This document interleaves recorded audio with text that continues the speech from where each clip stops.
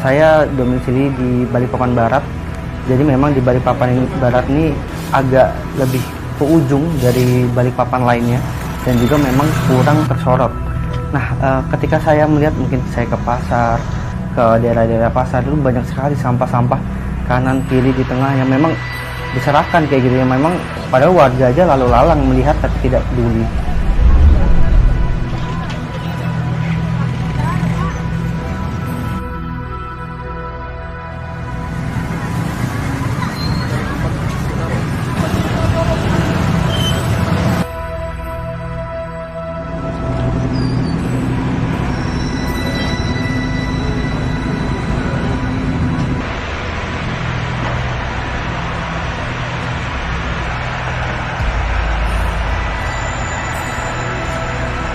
Dunia kini tengah menghadapi krisis sampah yang kian mengkhawatirkan.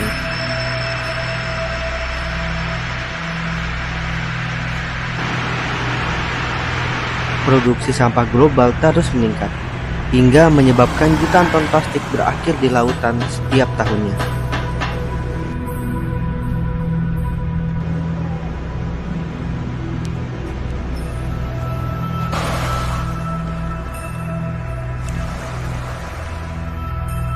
Persoalan ini pun semakin kompleks karena pertumbuhan penduduk, volume sampah rumah tangga dan limbah plastik yang terus meningkat, berpotensi menjadi bom waktu ekologis bagi Indonesia, termasuk bagi kota Balikpapan yang terletak di Provinsi Kalimantan Timur.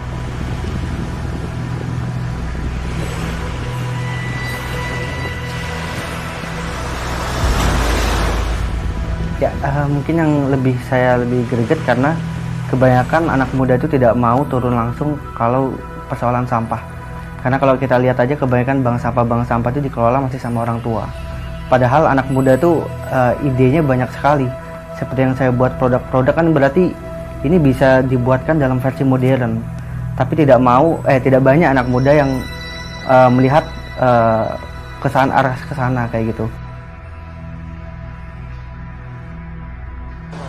Masalah sampah ini bukan hal sepele karena menyangkut hajat kehidupan orang banyak. Saya tidak mau anak cucu kita menanggung kesengsaraan di masa yang akan datang karena tidak ada yang ingin melawan, bergerak, bangkit untuk memerangi krisis sampah ini.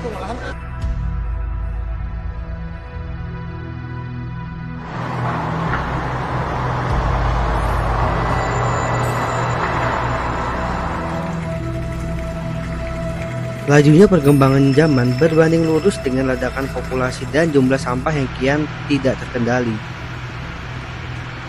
Saya pikir perlu adanya sebuah transformasi di mana pendekatan lama yang hanya berfokus pada pengangkutan dan pembuangan kini sudah tidak lagi relevan.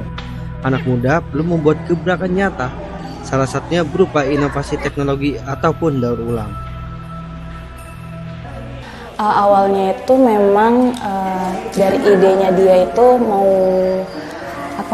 mengubah Balikpapan gitu kan. Setelah saya jalan berdua nih sama Rafli ngeliat kok banyak ya kayak nggak peduli tentang sampah, kayak sampah itu berserakan kayak gitu mulai dari ide lah kayak gitu. Kenapa kita nggak ubah ide aja dari plastik yang nggak bisa kita daur ulang, nggak ada value-nya, tapi kita buat produk dari yang plastik seperti itu gitu.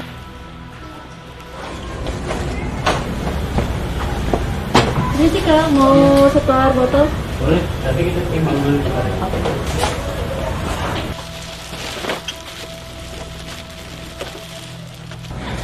Oke Kak, itu harganya di 3 kilo, nanti harganya bisa dicek di website, nanti kami transfer. Oke, makasih ya Kak ya. Oke, makasih. Kalau di website tuh kita ada 2 sampah yang tidak ada value-nya, yaitu sampah limbah tekstil, pakaian, terus dan juga sampah makanan. Nah, kalau memang dari masyarakat biasa kalau menyetorkan berarti memang free. Jadi ngasih kita langsung free. Yang web kemarin yang fitur kedepannya kita mau magot sudah berapa persen dari yang kemarin? Berarti tinggal ya 90%-an lah ya. Masyarakat kita sejak dahulu cenderung menganggap bahwa membuang sampah adalah akhir. Padahal itu berawal dari rangkaian dampak panjang terhadap lingkungan. Pola pikir kumpul, angkut, buang, sudah tidak lagi relevan di tengah krisis global saat ini. Jadi, saya membuat inovasi untuk mempermudah masyarakat dalam memilah, mendaur ulang, dan mengolah sampah melalui teknologi digital. Recraft ini berdiri sekitar akhir tahun. Kita sudah nge-planning tuh di awal tahun. Jadi cukup lama untuk kita berani bahwa oke, Recraft ini udah berani untuk publik. Nah, itu cukup lama dan itu juga plannya cukup panjang. Nah, kita tuh setiap tahun ya juga ada goals-goalsnya. Dia tuh memang dia suka mengeluarkan ide-ide yang di luar batas. Kadang itu kayak, emang bisa ya kayak gini. Katanya ya udah kita coba dulu aja kayak gitu. Akhirnya dari situlah saya melihat, oh ini ternyata sosok Mas Rafli ini seperti ini gitu. Ternyata banyak ide yang dikeluar, sangat kreatif dan juga sangat gigih gitu loh akan pencapaiannya dia juga kayak gitu.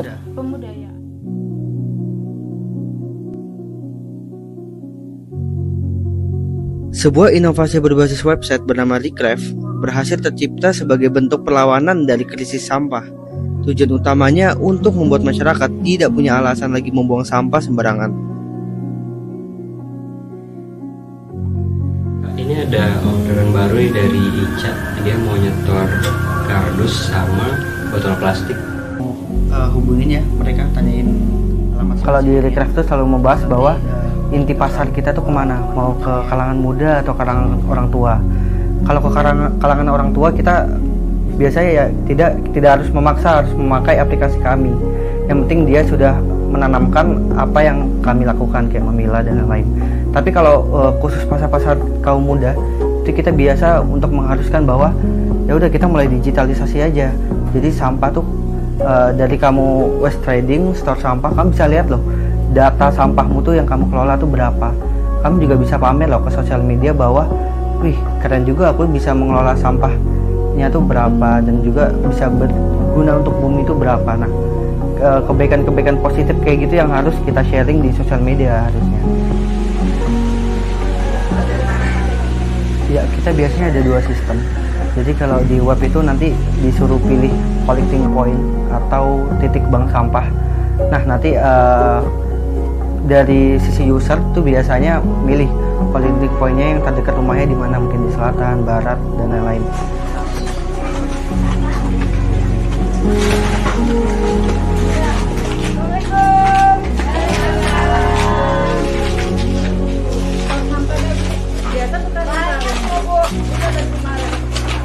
Recraft terintegrasi dengan beberapa bank sampah di Kota Balikpapan, termasuk Bank Sampah Jabar Rohmah di RT 20 di kawasan saya tinggal. Ya, nanti bulan depan dibanyakin lagi Bu ya sampahnya ya. Biar cepat kaya ada sampah kita. Ya, nambah lagi nih satu lagi. Ya, itu lagi. Tapi botol yang kayak gini sama ini nggak dipisah kan? Ini kan beda bahan. Oh iya, harusnya dipisah Ibu, karena itu termasuk ini saya pegang satu Ibu. Ini termasuk botol bening. Nah, kita bisa membedakannya itu dari pantatnya biasanya. Jadi pantatnya di sini tuh warna biru.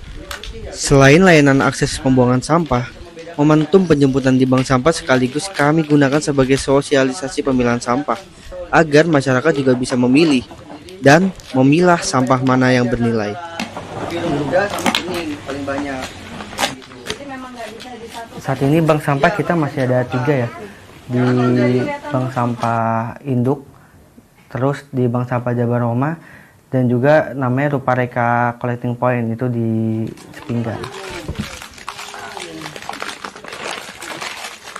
Kita itu yang masih bisa kita terima seperti kayak botol-botol bekas itu yang sering ya yang terjadi, yang sering dikonsumsi oleh warga-warga ketika ada acara atau apa, pasti botol minuman serta yang berupa gelas itu. Nah, tapi kita juga menerima seperti kayak kertas-kertas itu kan pasti ya, sampah-sampah seperti itu pasti ada di setiap warga atau kardus-kardus. Bank sampah ini awalnya kita dirikan areanya di bawah ya. Nah itu kita belum ada kerjasama sama Recraft. Jadi artinya barang-barang yang ada di sini kita jual ke pemulung atau seperti itu ya kan. Tapi dengan kita kerjasama dengan Recraft, Rekraf yang menjemput sampah kita.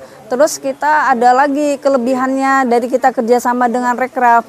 Kita ada menciptakan produk yang kita hasilkan dari daur ulang ini. Contohnya seperti kayak tas, tote bag yang seperti itu ya, atau juga kayak hal-hal yang kecil kayak gantungan kunci, kipas, itu semua kita hasilkan dari daur ulang sampah ini. Mas Rafli, kalau gelas-gelas kayak gini sama nggak sih sama yang botol gini? Boleh campur nggak? Nah, gelas ini beda. Ini termasuk gelas PP. Itu PP mas. Nah, PP pun ada beberapa macam. Ada yang sablon. Biasanya kalau kita di kafe-kafe kan ada sablonnya. Nah, ada yang bening kayak gini.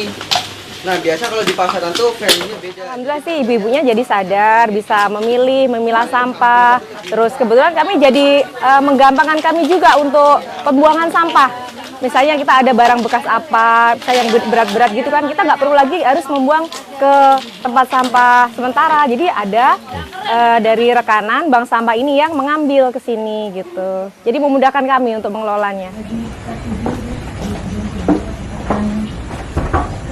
Melalui inovasi Rekraf, pelayanan jemput bola pengangkutan sampah yang sudah terjadwal ke masyarakat dan terintegrasi melalui website agar mempermudah masyarakat mengelola limbahnya secara tertib dan transparan. Karena warga dapat mengetahui waktu penjemputan, jenis sampah yang diterima, hingga alur pengelolaannya. Tapi namanya juga pahlawan sampah, di balik sistem yang sudah kami tata sedemikian rupa, tidak dapat menghilangkan tantangan sosial. Jadi saya angkutnya ya? Boleh. Nanti biasanya saya WA atau saya transfer. Siap. Oke, siap.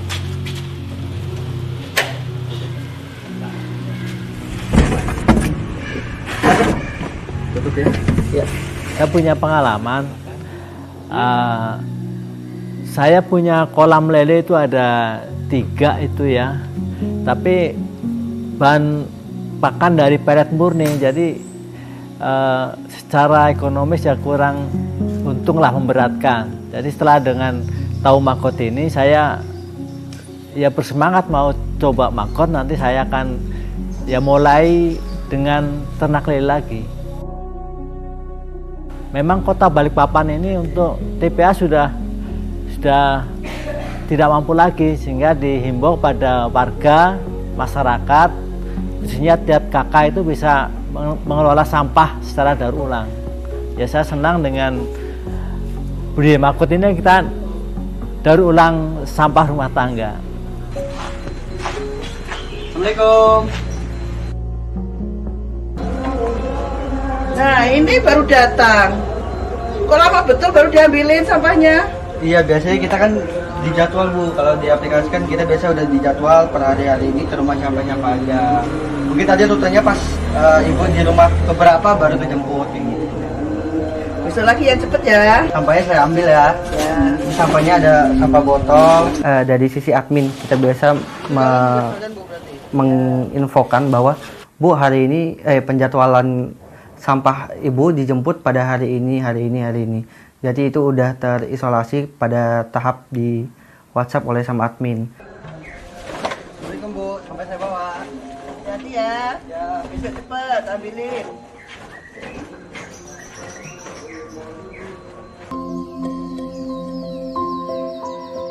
Perjalanan meniti jejak untuk kelangsungan hidup di bumi ini tidaklah mulus.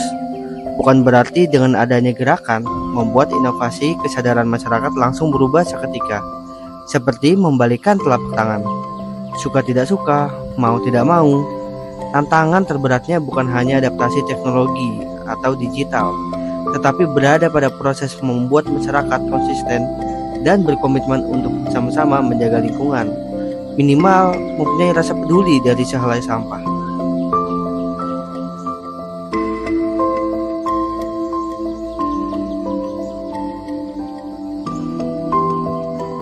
Ya, mungkin tantangan terbesar itu dari utamanya di Indonesia ini adalah sumber daya manusianya. Jadi memang masih banyak masyarakat yang masih belum aware tentang sampah. Bahkan kayak produk-produk dari daur ulang aja masih disepelekan. Kayak itu kan sampah, masa sampah harganya lebih mahal daripada produk baru. Sebenarnya kalau kita kasih rating di Indonesia ini susah banget ya, mungkin 8/10. Itu memangnya susah banget. Mungkin mereka beranggapan bahwa ya udah kita udah buang sampah ke TPS, masalah selesai. Padahal harusnya kita tahu sampah yang kita keluarkan tiap hari itu sebenarnya ada biayanya. Kadang ada yang bilang, kenapa sih sampah aja sampai diribetin kayak gini, ngapain sih kita harus ngumpulin sampah ribet-ribet, harus milahin lagi, harus kayak dijadikan satu tempat, milahnya lagi, kayak botol harus dibuka, plastiknya harus dilepas, kayak gitu. Banyak sih yang kayak gitu sih Mbak, makanya dengan adanya kita tuh harus mengedukasi ke mereka, nih ternyata dari dampak ini tuh seperti ini loh, kayak gitu. Terus keresahan lainnya adalah memang karena kami masih baru ya, masih kecil, dan juga masih belum banyak yang tahu lah apa itu Recraft. Recraft itu gerakannya apa. Ya mungkin susahnya ketika mungkin kami mau mengadakan sosialisasi, ya itu mungkin tidak terdengar nama kami, jadi disepelekan, ya mungkin seperti itu. Saya bukan berasal dari keluarga yang bergerak di bidang seperti ini. Saya Rafli juga bukan pahlawan. Saya juga bukan orang yang paling berjasa. Tapi saya memiliki tekad dan niat yang besar untuk berkontribusi dalam mengatasi isu sampah ini. Minimal untuk kota saya tercinta dahulu, kota Balikpapan. Rafli itu dari kecil nggak terlalu suka main yang kotor-kotor. Saya sempat heran juga, loh anak ini kok senang begini, dan saya tuh bangga karena apa? Nggak semua anak muda itu senang untuk hal-hal yang seperti itu. Fase abu-abu sempat mewarnai perjalanan dan perjuangan. Apakah sudah benar langkah ini meski sempat merasa gagal?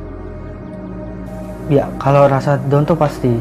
Saya juga pernah kayak udahlah mending gak usah aja lah, sudah kayak gini daur ulang, atau sampah-sampah udah urus sampah-sampah masing-masing aja.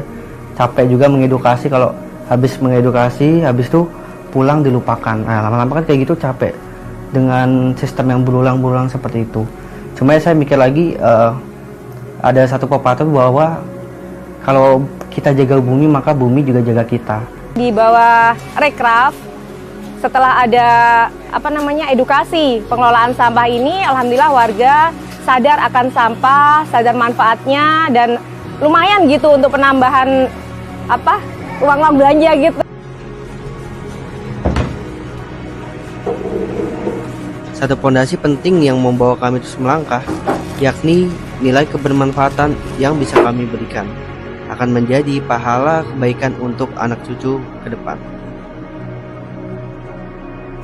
Mungkin kalau kita lihat di survei di Indonesia, mungkin hanya 10% penggiat lingkungan tuh dia bisa menghidupi hidupnya dari sampah. Jadi tidak mungkin pegiat lingkungan itu berbisnis di sampah, itu tidak mungkin.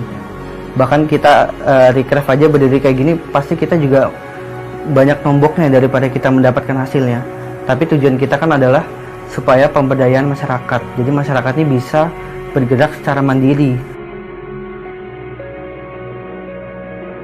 Langkah melawan krisis sampah tidak boleh berhenti. Generasi muda lainnya juga perlu dikenalkan dalam kegiatan berbasis sampah ataupun lingkungan, semata untuk menumbuhkan kesadaran dan kecintaan mereka terhadap lingkungan sejak dini. Kalau ke sekolah itu kita juga harus mengikuti zaman sih.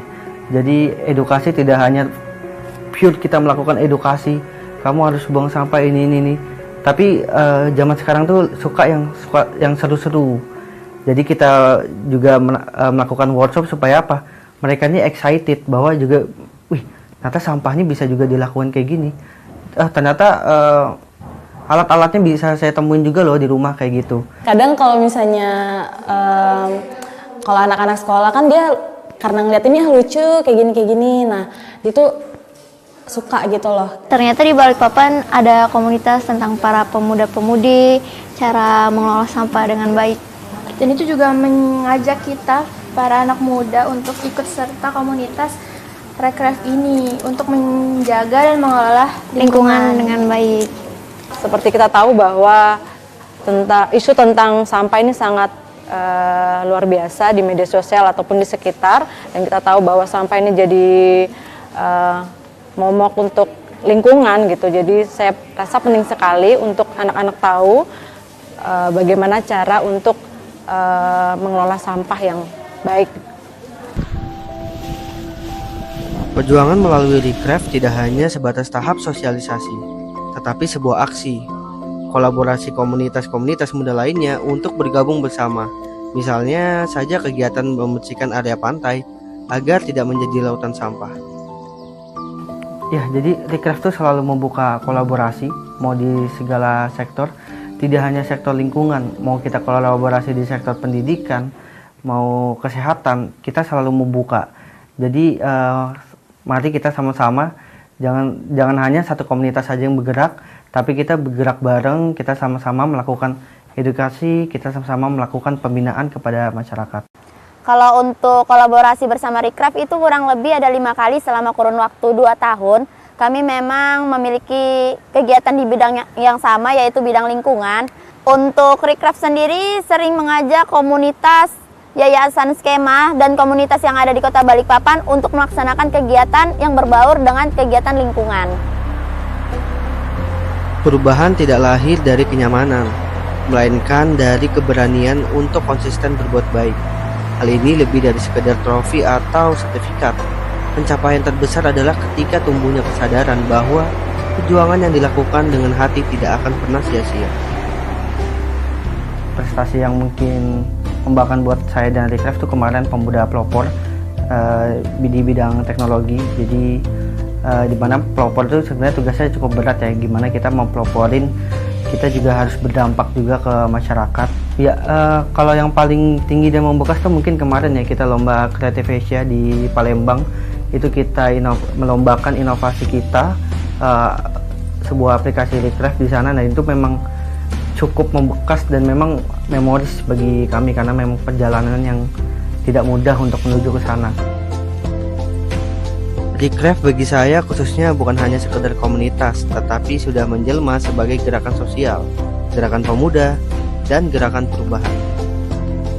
Mungkin kedepannya Recraft mungkin bisa sustain lagi, kita bisa mengedukasi banyak orang, kita bisa membuat senang banyak masyarakat, dan juga dari masyarakat khususnya Kota Balikpapan mungkin kami harapkan bahwa udah mulai sadar sekarang tentang isu-isu lingkungan.